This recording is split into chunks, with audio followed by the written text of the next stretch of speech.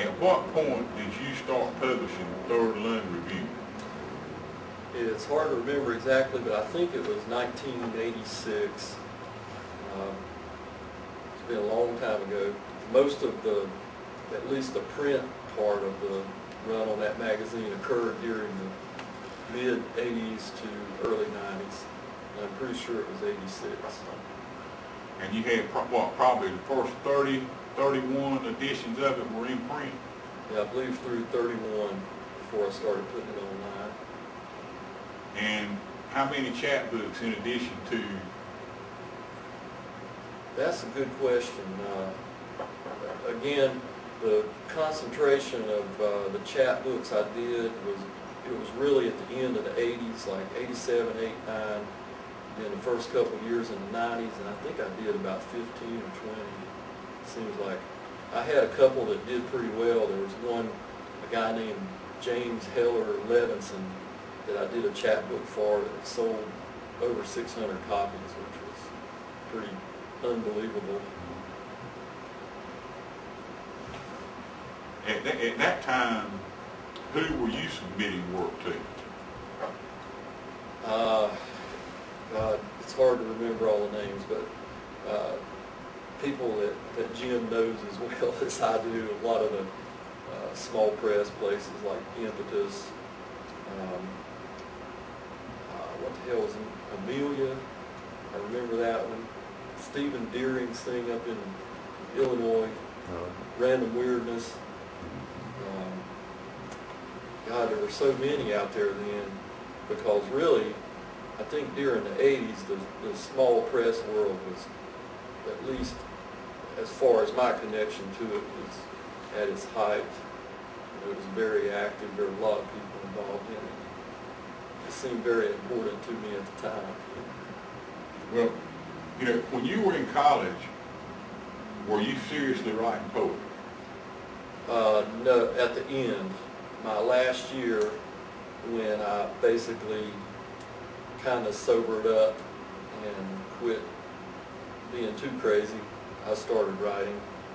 So when I was 22, 23, and I began to get published when I was 25, 26. And did that in any way lead you to go back to school? Was poetry a driving factor in that, or was it a desire for a career change or whatever?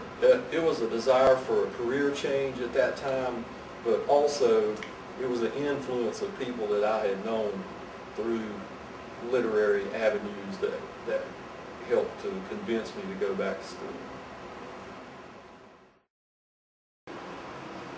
This first poem is called Poem for George Harrison.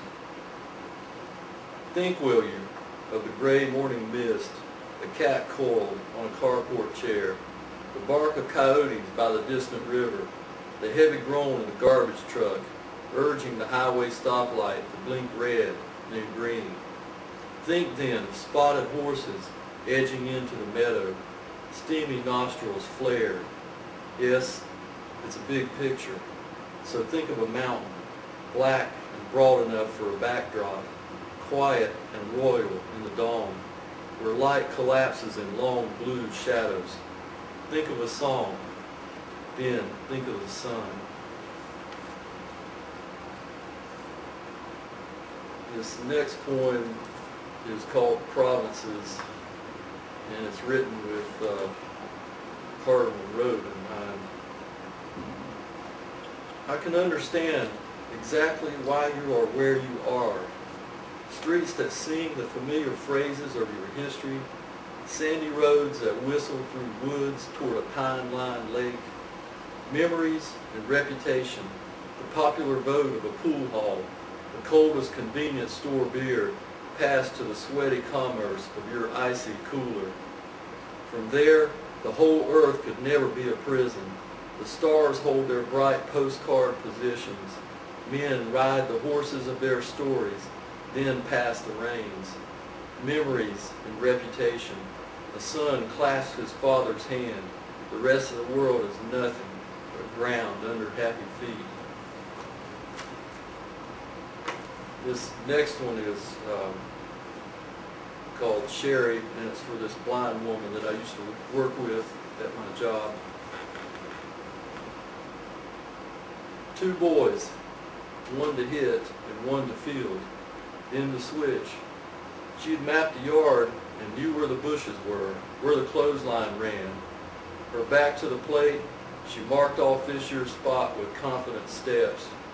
Turned till the sun glinted off the thick shade she had worn since she left the hospital, since her husband slammed her into the stone fireplace, destroying her eyes.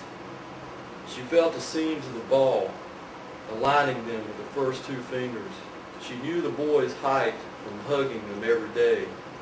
She knew how to come forward and when to let go. She knew to duck, but would sometimes get hit by grounders. Sherry threw strikes that only her sons could see. No wonder they became all-star players. No wonder they became good men. My favorite there. And this last one I wrote as a sort of prelude to this last book that I did on all these outlaw players in the North Carolina Piedmont from the Depression era. And it's a true story about the way the whole league ended with a fight and the umpires being run out through the left field fence. And it's called The Way It All Ends. Let it be like the old days, a close call at the plate, a fight in the grandstand between men in work clothes and Clark Kent hats, a forfeit after the road team refuses to take the field in the 8th, the umpire sprinting toward the left field gate as the PA announcer tries to think of something to say. Let there be rocks thrown at the escaping bus, fans from both sides calling for a God to smite their mortal enemies. Let it be 1938 with a war about to suck these folks across oceans into foxholes to save their hard-scrabble world. If it all must end, let the old curses soar through the black night forever.